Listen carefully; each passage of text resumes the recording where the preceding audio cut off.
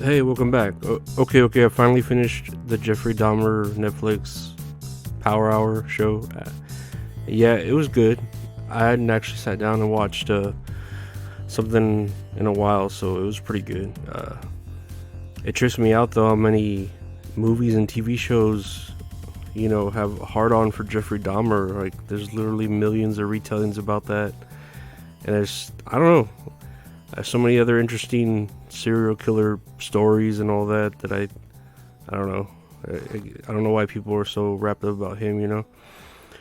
And even at the end, when there was pushback from the people to the parents of Dahmer to release books and movies and TV shows about it seemed very meta. Like the victims and families. I'm sorry, the victims and families didn't want anyone to profit for the death of their loved ones by Dahmer, but the show is doing it. So yeah, is that like the pot calling the kettle black? And I don't mean to say like black because of the race. That's just how the saying goes. What really stuck out with me though at the end is how his parents. I mean, his father mostly was supportive of him all the way until the end. When the dad helped him beat the charges of the child luring or grooming underage stuff, and just kept trying to help him with jobs and this and that. And then at the end, when he was actually like caught and Dahmer wanted to be baptized, and the dad was like, "Wow, son, I love you. You're great. I'm so proud of you. I'm here for you." And that made me kind of question, should we like hate the parent for being there for the child, no matter how terrible the child is and the acts the child might have done?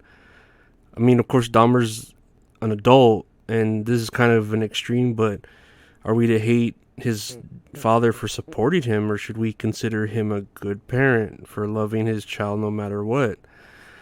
And I'm thinking to like a different extreme, how some children are completely exiled out of their family by the parents for maybe having, I don't know, a different viewpoint on politics or religion, or not agreeing with sexuality, blah blah blah. And with Dahmer, you had his son committing rowdy crimes against humanity, but his father still loved him. I had an old childhood friend. I need a burp. One of these friends I had was on the same youth soccer team, right? But in high school, we drifted apart. But he was on my youth soccer team, and my father made friends with his father. Oh, there we go. Excuse me. So my father made friends with his father, and even whenever me and that guy, my buddy, had fallen from talking to each other, him and my father his father and my father stayed friends, right? Anyways, maybe I want to say 10 years ago, I think it may have been less, may have been a little bit more. I had heard that that childhood friend of mine, he had been raided at his house by the police and the FBI for having like 10 or 20 teraflops of childhood porn on his computers and stuff. And man, dude, why is it always when pedophiles get raided, they have so much like archived and hard drive of child porn? Are they being chosen by admins to host it, or was he taking it upon himself to be some sort of central hub for all these things? But back to saying what I was saying. So he got caught with all that child porn, right? Red-handed, 100% dead to rights, guilty. He wasn't gonna fight it, and his father told him like, "Hey, I'm gonna help you fight this."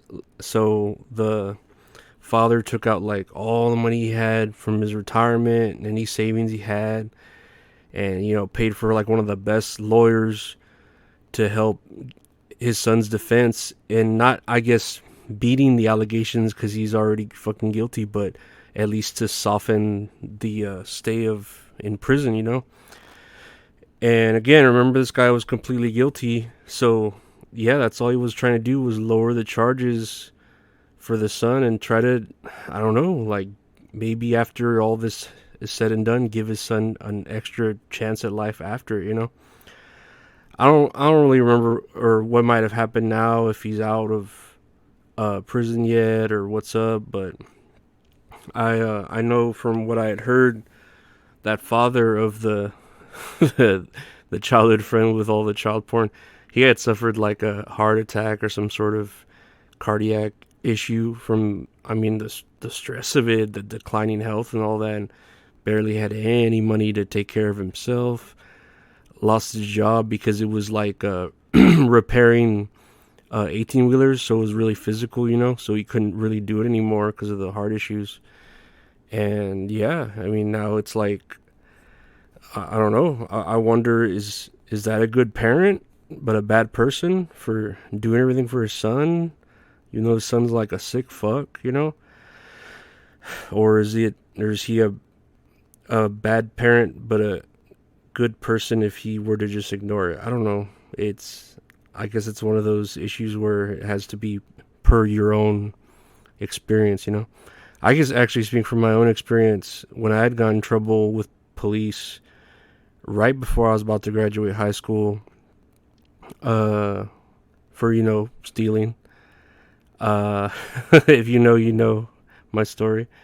But my mom helped me get more or less out of that legal trouble, you know, when I was caught with that. But I mean, it's not soliciting minors or murder.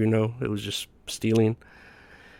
I don't know. I kind of feel like, though, in my case, my mom did it just so she wouldn't look bad because that her son was a criminal, right? But dude, I remember the night I got arrested, right?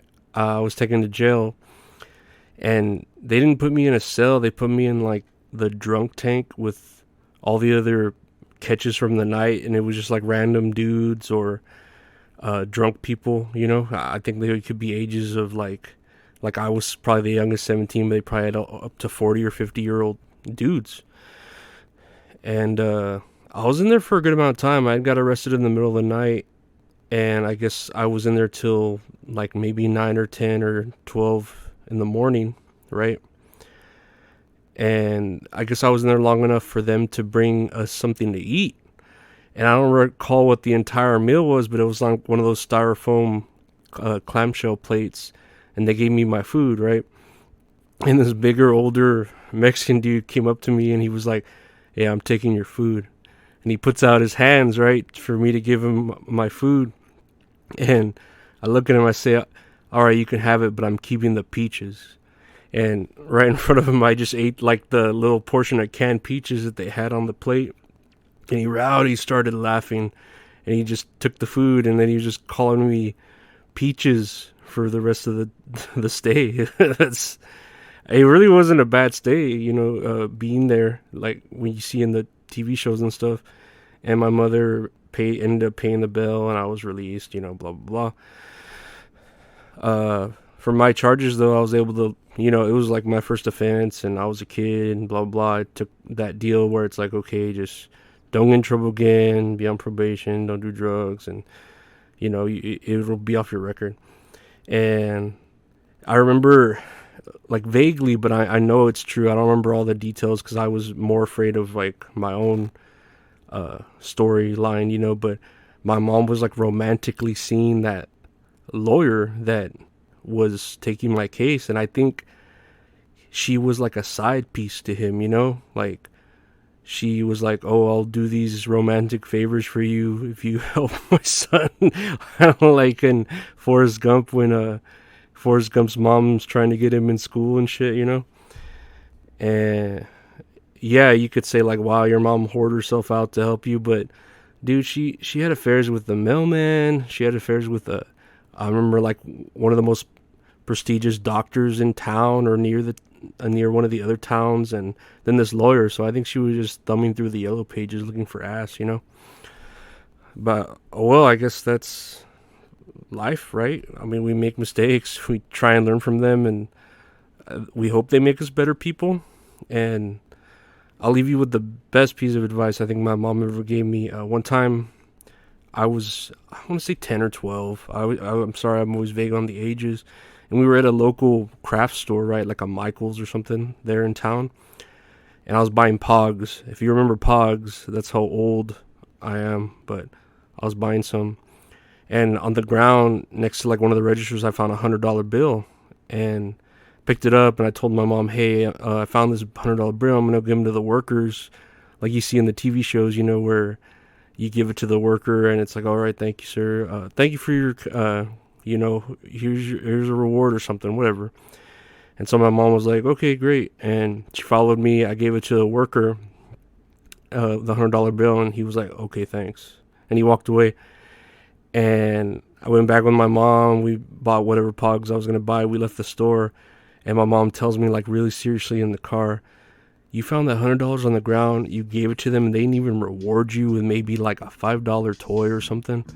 And I was like confused. I was just quiet because she sounded like she was mad at me, so I just stayed quiet. And she says, next time you find some money that way, you keep it, because no one's going to be grateful if you help them out. And I said, okay, mom. And she finishes with the most important part, but if it does happen again, you have to be careful when you do it and don't get caught. So that's always stuck with me with my mom. Her best piece of advice was don't get caught. But yeah, thank you for your time, and again, take care. Don't get caught.